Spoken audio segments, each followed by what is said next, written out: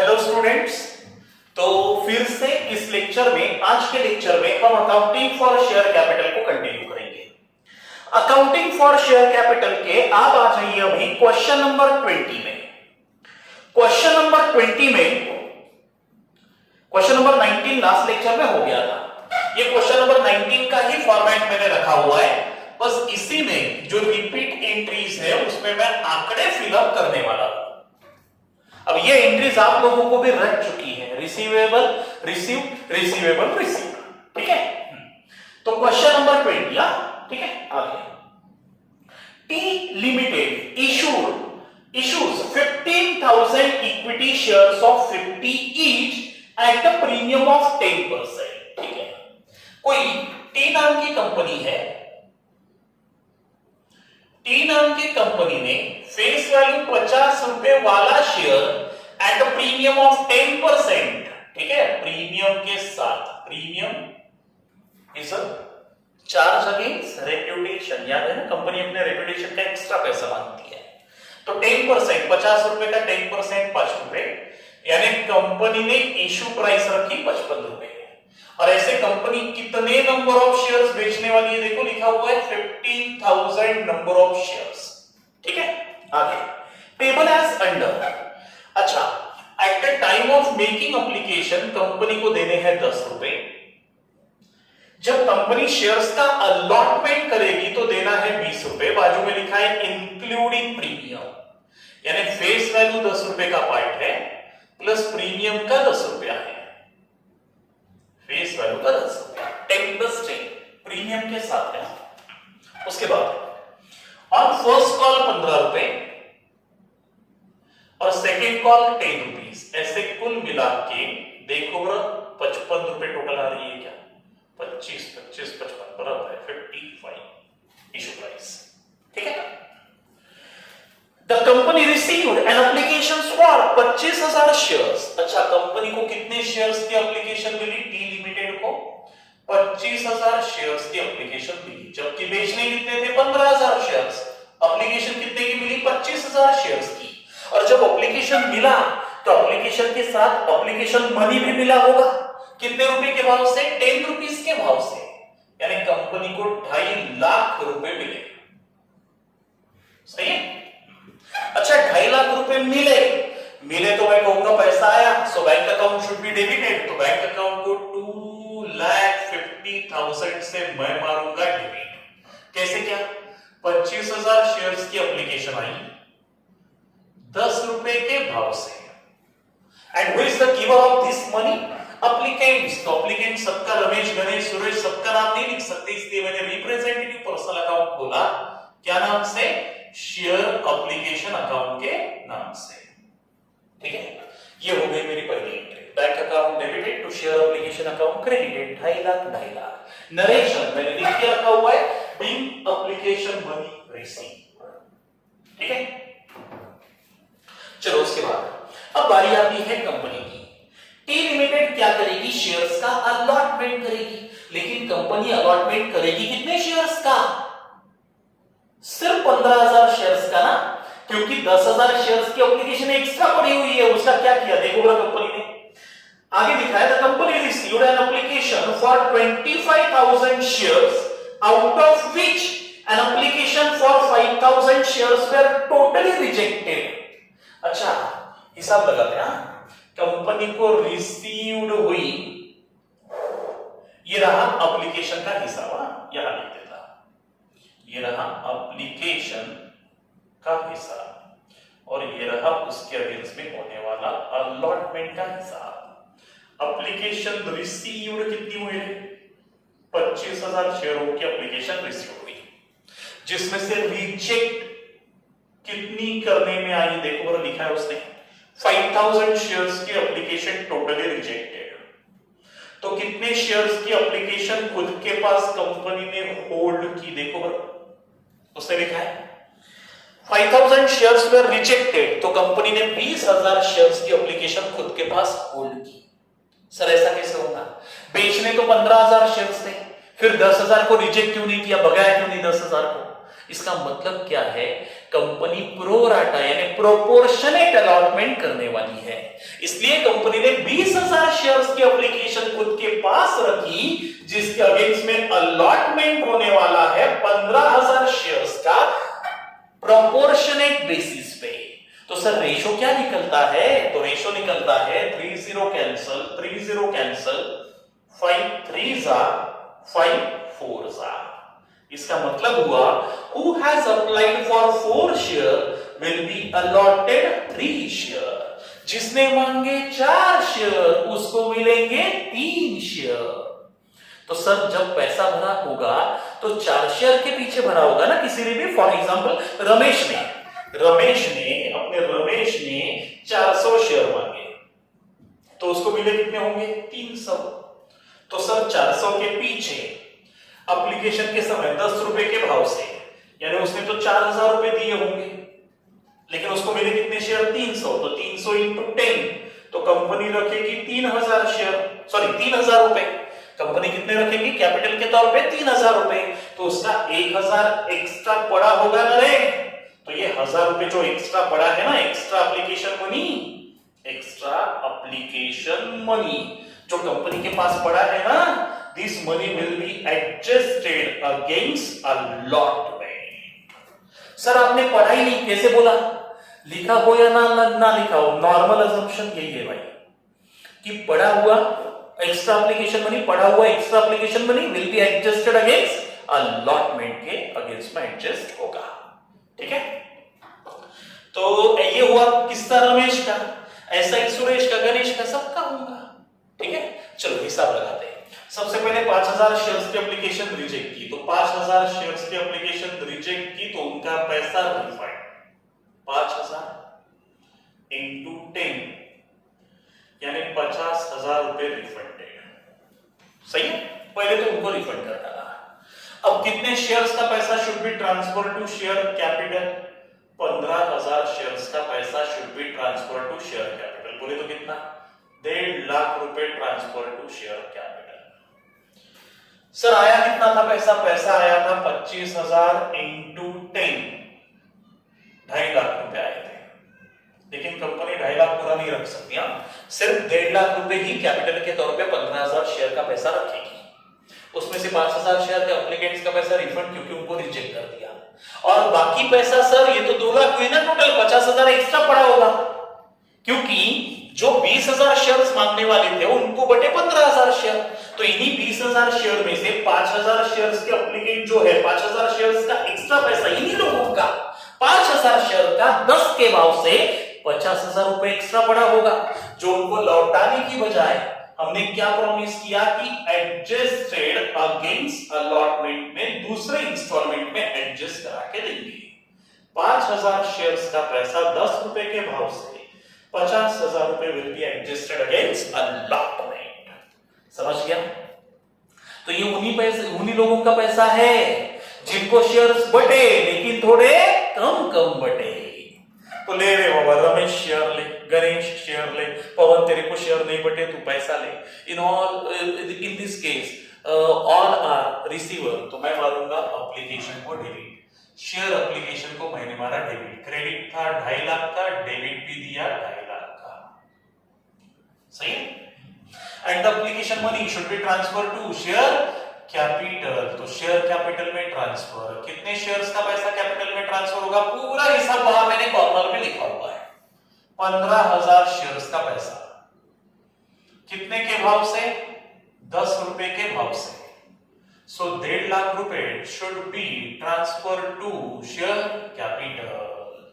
और एक्स्ट्रा पैसा आया था उसको रिफंड करेंगे, 5,000 शेयर्स का पैसा रिफंड 10 के भाव से, तो कितना 50,000 रुपए रिफंड। और कुछ एक्स्ट्रा पैसा भी पड़ा हुआ है, वो उन्हीं लोगों का है जिनको शेयर बटे लेकिन थोड़े कम बटे, और उनको हमने प्रॉमिस किया कि वो 50,000 लौटाने की बजाय हम हमारे पास ही रखते। जब दूसरा इंस्टॉलमेंट अलॉटमेंट का आएगा तो हम एडजस्ट करा के देंगे। सही है? तो वो पैसा हमने अपने पास ही रखा है, जो फ्यूचर में तुम्ही को पेबल है तो तुमको पेबल दिखता रहेगा। इसलिए यहां एक लाइन जुड़ जाएगी आज। कौन सी लाइन?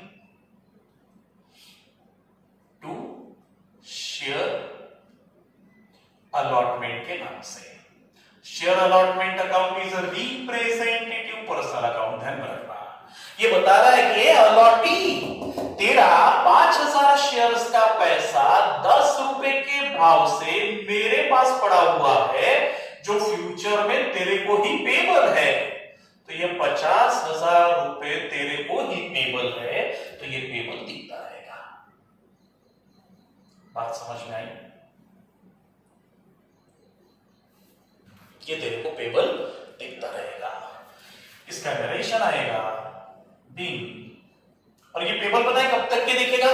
जब तक के अलॉटमेंट की ड्यू डेट नहीं आती, उस दिन अपने आप ये कैंसिल हो जाएगा। ठीक है, बीइंग शॉर्ट में लिख रहा हूं, allotment money receivable and transfer to share capital and excess application money refunded and adjusted against towards allotment। ठीक है, आप लिख लिया बराबर। 3 लाइन आई ना, एक share application money transfer to share capital, extra application money refunded, extra application money adjusted against allotment, ऐसा 3 लाइन में नरेशन आएगा। ठीक है, चलो अब ये हो गया पहले इंस्टॉलमेंट के 2 entry, application money receive, application money transfer to share capital. अब कंपनी के डायरेक्टर्स 2 महीने बाद मिलेंगे और क्या बोलेंगे? ए अलॉटी, तेरे से अलॉटमेंट का पैसा रिसीवेबल है, तो एंट्री आएगी डेबिट द पर्सन फ्रॉम हुम अलॉटमेंट मनी रिसीवेबल। तो शेयर अलॉटमेंट को मैंने मारा डेबिट, है ना। सारे शेयर होल्डर को डेबिट मारना प्रैक्टिकली पॉसिबल नहीं है, इसलिए मैंने शेयर अलॉटमेंट के नाम से एक रिप्रेजेंटेटिव पर्सनल अकाउंट खोला और बोला अलॉटी तेरे से पैसा रिसीवेबल है। कितने शेयर्स के पीछे? 15,000। हमने बेचे तो 15,000 ही थे ना। हाँ, कितने रुपए के भाव से? 20 रुपए के भाव से। ध्यान में रखना, प्रीमियम के साथ रिसीवेबल। मैंने बताया था पिछले लेक्चर में, प्रीमियम है तो ग्रॉस रिसीवेबल और डिस्काउंट है तो माइनस करके नेट रिसीवेबल। तो 20 रुपए के भाव से, यानी ये अलॉटी तेरे से 3 लाख रुपए रिसीवेबल है, और जिस दिन रिसीवेबल होता है immediately transfer to share capital. तो शेयर कैपिटल को मैं मारूंगा क्रेडिट। लेकिन मुझे बताइए, पूरा पैसा शेयर कैपिटल का है क्या इसमें? नहीं ना। 20 रुपए में से 10 रुपए कैपिटल के हैं और 10 रुपए प्रीमियम के हैं, तो मैं लिखूंगा टू शेयर कैपिटल अकाउंट को क्रेडिट 15,000 शेयर्स के पीछे 10 रुपए के भाव से, यानी 1.5 लाख रुपए should be transfer to share capital. और सर बाकी पैसा ट्रांसफर टू शेयर प्रीमियम या सिक्योरिटीज प्रीमियम अकाउंट को मैं मारूंगा क्रेडिट। कितने शेयर्स के पीछे? 15,000 इंटू 10 रुपए, and 1.5 लाख रुपए should be transferred to securities premium account। ठीक है, चलो हो गया। नरेशन आएगा be, allotment money receivable and transfer to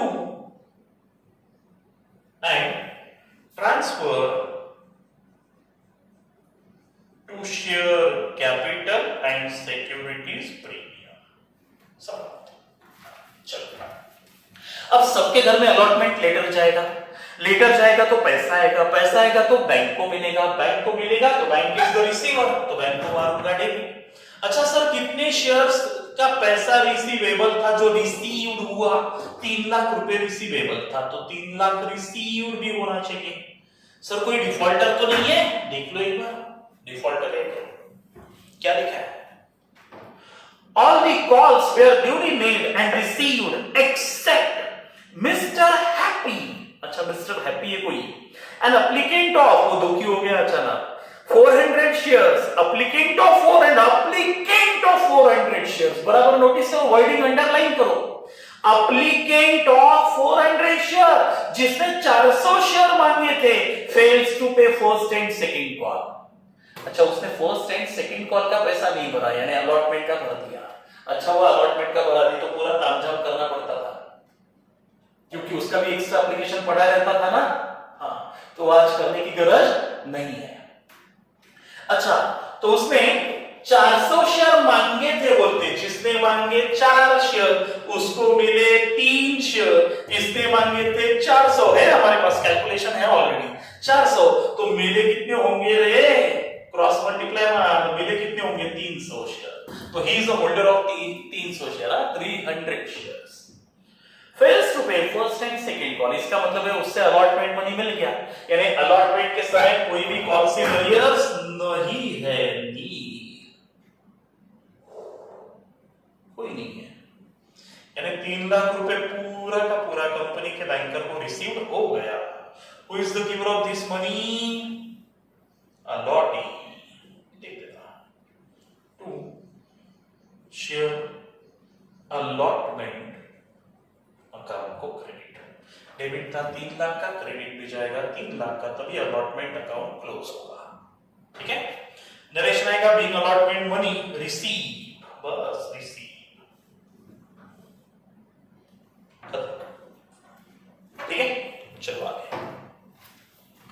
उसके बाद 2 महीने बाद कंपनी के डायरेक्टर्स वापस मिलेंगे और क्या बोलेंगे कि हमें अभी फर्स्ट कॉल का पैसा चाहिए, तीसरा माला बिल्डिंग का चलाना है। सो अकाउंटेंट एंट्री मारेगा, debit the person from home first call money is receivable, तो शेयर फर्स्ट कॉल को मारा डेबिट, कितने शेयर्स के पीछे? 15,000, कितने के भाव से? 15 रुपए के भाव से, है ना। यानी 15 इंटू 15 225 ना, यानी 2,25,000 रुपए रिसीवेबल। देख लो कैलकुलेशन बराबर है क्या, सही है। 2,25,000 रुपए receivable and immediately transfer to share capital, तो शेयर कैपिटल को क्रेडिट।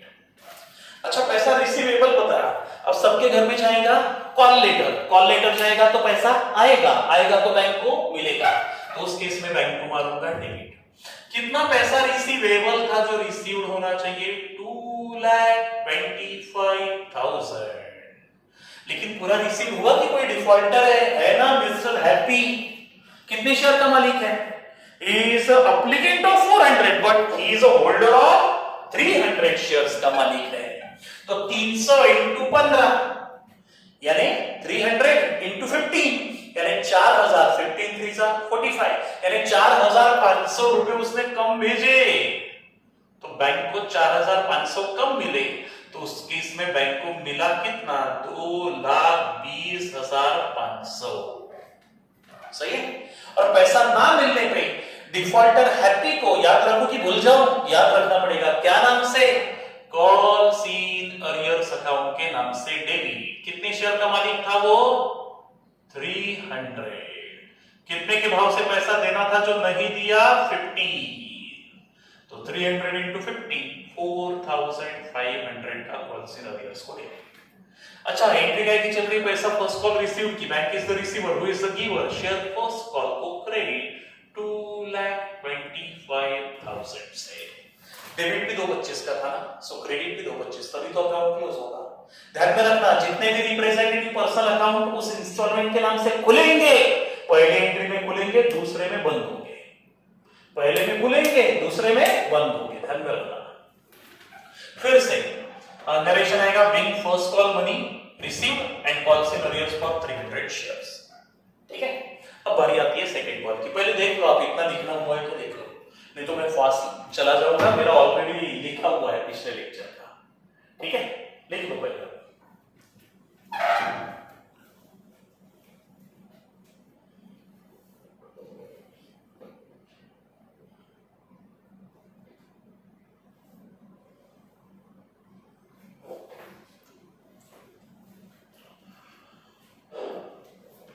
चलो उसके बाद अब सेकंड कॉल मनी रिसीवेबल, फिर से डायरेक्टर्स मिलेंगे, बोलेंगे सेकंड कॉल का पैसा मंगवाइए, second call money receivable. So debit the person from whom second call money is receivable. वो एक नहीं बहुत सारे शेयर होल्डर है. सो मैंने क्या नाम से रिप्रेजेंटेटिव पर्सनल अकाउंट बोला? Share second call account debited. कितने शेयर्स के पीछे? 15,000. कितने के भाव से? कितने का है? लास्ट वाला कॉल 10 रुपए के भाव से. यानी ये शेयर होल्डर तुमसे 1.5 लाख रुपए रिसीवेबल है. And immediately transfer to share capital. 1.5 lakh रुपए शेयर कैपिटल को ट्रांसफर. अब सबके घर में कॉल लेटर जाएगा तो पैसा आएगा तो बैंक को मिलेगा तो बैंक को डेबिट. कितना पैसा रिसीवेबल था जो रिसीव्ड होना चाहिए? 1.5 लाख रुपए. 1.5 लाख. लेकिन पूरा मिला कि डिफॉल्टर है ना. कितने शेयर का मालिक? हैप्पी 300 शेयर का मालिक. 400 का एप्लीकेंट था, 300 का मालिक है. तो 300 into 10 3000 रुपीस बैंक के खाते में कमाएंगे. तो बैंक में आए कितने? 1,47,000. सही. 1.5 लाख माइनस 3,000. अच्छा, पॉलिसी नरियर्स को डेबिट. कितने शेयर के पीछे पैसे डुबाए उसने? 300 into 10. तो 3,000 का पॉलिसी नरियर्स को debit. And who is the giver of this money? Share second call वाले. 1.5 लाख का क्रेडिट. सही हो गया. नरेशन आएगा being second call money receive and calls in arrears for 300 shares. हो गया. ठीक है. चलो आगे क्या हुआ?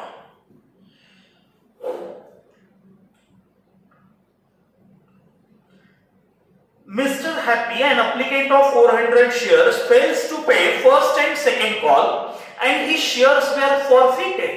अच्छा, सेकंड कॉल तक के कंपनी ने वेट किया, उसके बावजूद पैसा ना आने पे कंपनी ने उसके शेयर्स फॉरफिट यानी कैंसिल कर डाले.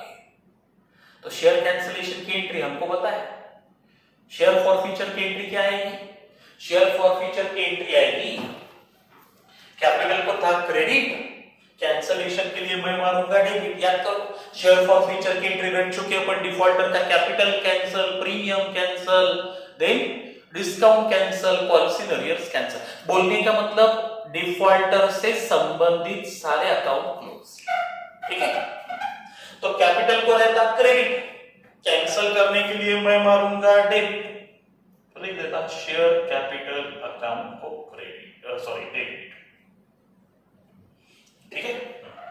अच्छा, पूरे दुनिया के शेयर कैंसिल नहीं करने. डिफॉल्टर जो कितने शेयर का मालिक है? 300, और उसके शेयर कैंसिल कब हो रहे हैं? आफ्टर सेकंड कॉल, यानी चारों इंस्टॉलमेंट के बाद. तो अब तक के कितने का क्रेडिट जा चुका है? एप्लीकेशन के समय कैपिटल को क्रेडिट दिया 10 रुपए का, अलॉटमेंट के समय 10 रुपए का, 20 हो गए, फिर 15 का, 35 हो गए, फिर 10 का.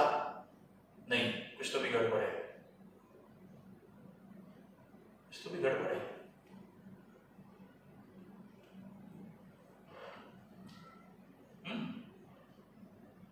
30, 55 बराबर तो है. गड़बड़ क्या है फिर? अच्छा, गड़बड़ हो गई.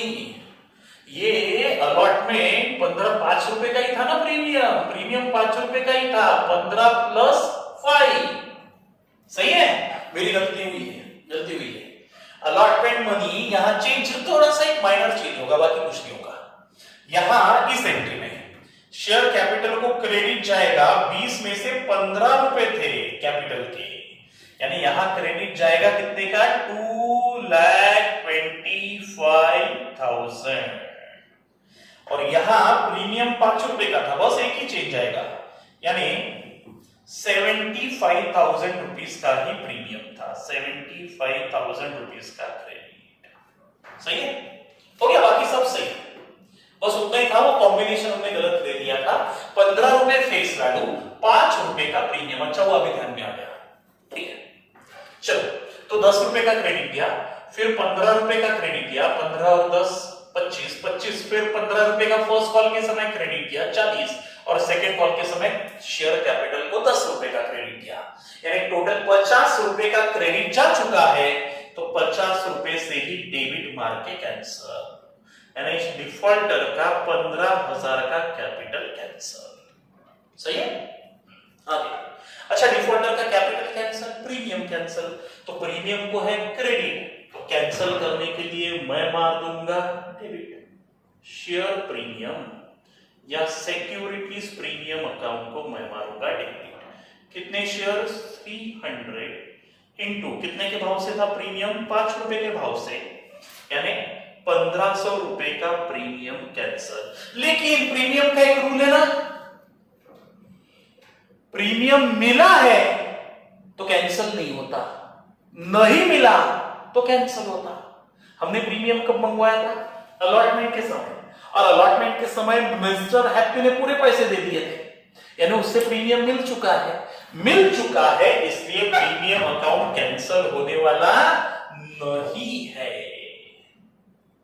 क्योंकि प्रीमियम रिसीव हो चुका है। प्रीमियम का रूल क्या था? मिला है, यहां लिख देता है, प्रीमियम रिसीव्ड हुआ तो नो कैंसल, नॉट रिसीव्ड हुआ तो कैंसल, याद रखो, ठीक है। अच्छा, तो यहां कोई शेयर प्रीमियम कैंसिल होने वाला नहीं है। अच्छा, डिफॉल्टर का capital cancel, premium cancel, discount cancel, discount तो है ही नहीं, calls in arrears cancel, calls in arrears को था डेबिट, कैंसिल करने के लिए मैं मारूंगा credit, calls in arrears account को क्रेडिट। अच्छा, कब कब डेबिट था रे? अलॉटमेंट के समय तो नहीं था, कब था? फर्स्ट कॉल के समय था। ये है 4500 का डेबिट है, उसके बाद यहां पे 3000 का डेबिट है, यानी 7500 का क्रेडिट मार के कैंसिल।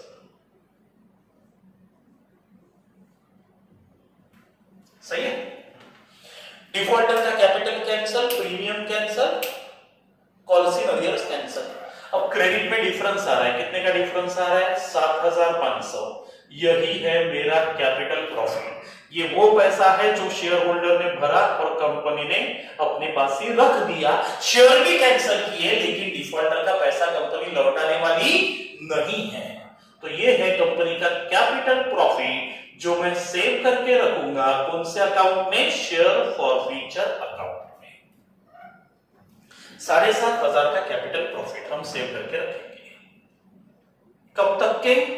जब तक के कंपनी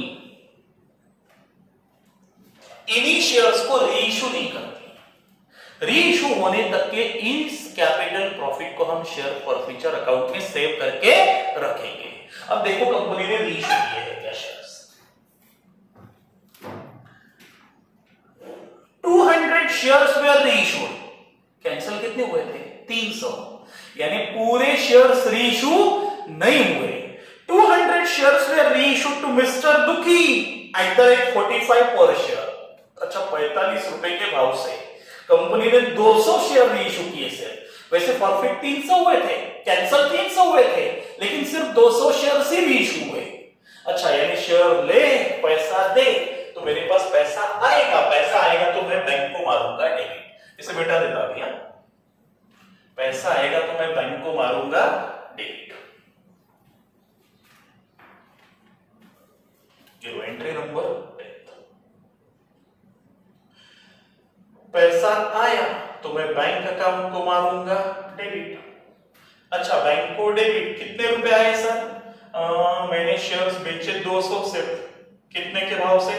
45 रुपीस के भाव से।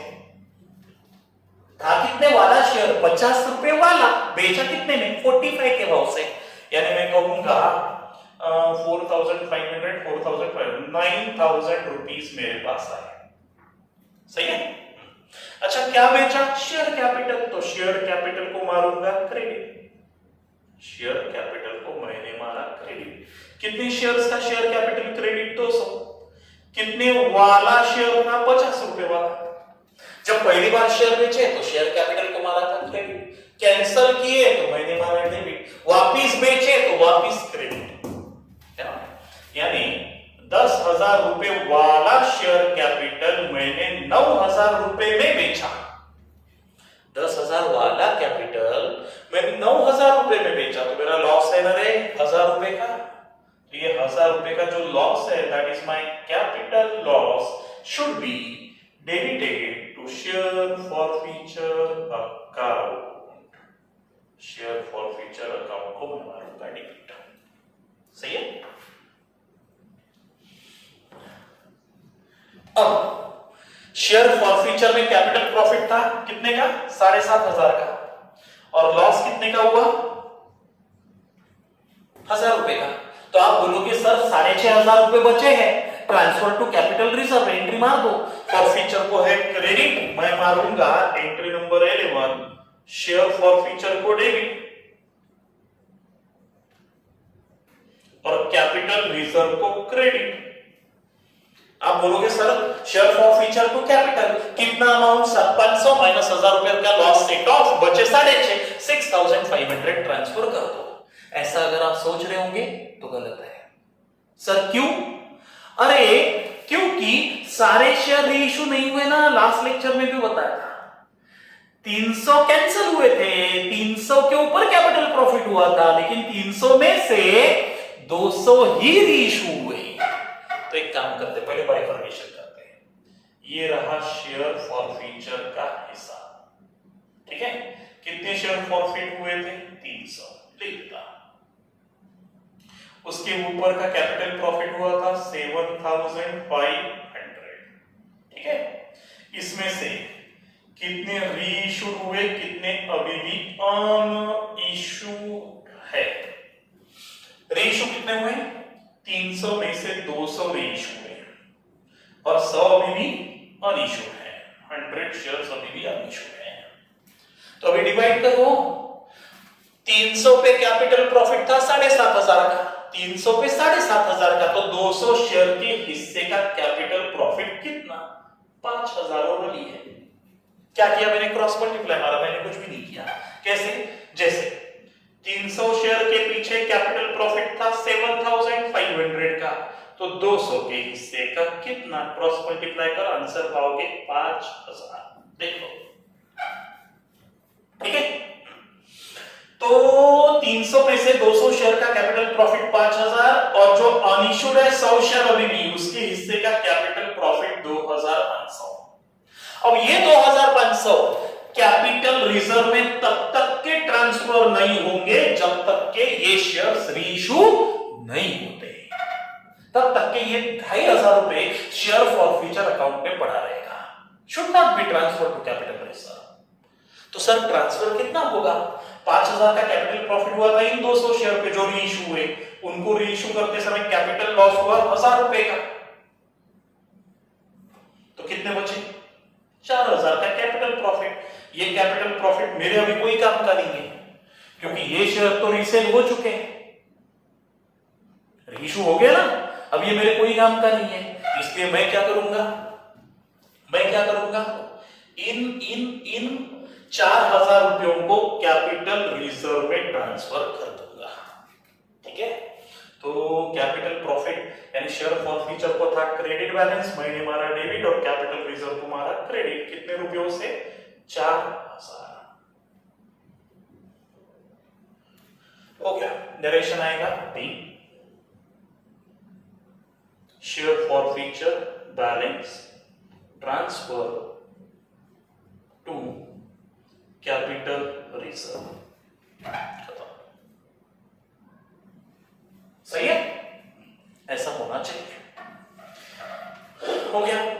वही सेम था लास्ट लेक्चर जैसा ही, कि पूरे शेयर्स रीइश्यू नहीं हुए, कुछ रीइश्यू हुए, कुछ अनइश्यूड है। 300 कैंसिल हुए, 300 में से 200 रीइश्यू हुए, और 100 अभी भी अनइश्यूड है। तो 100 शेयर का capital profit should not be transferred to capital reserve, और जो 200 शेयर फॉरफिट हुए, उन 200 शेयर के हिस्से का capital profit should be transfer to capital reserve. यही इसकी खासियत थी, ठीक है। चलो यहां हम रुकते हैं, हमारा लेक्चर यहां खत्म हो जाता है। आप इसे आराम से लिख लीजिए, दोबारा देखिए लगे तो वीडियो,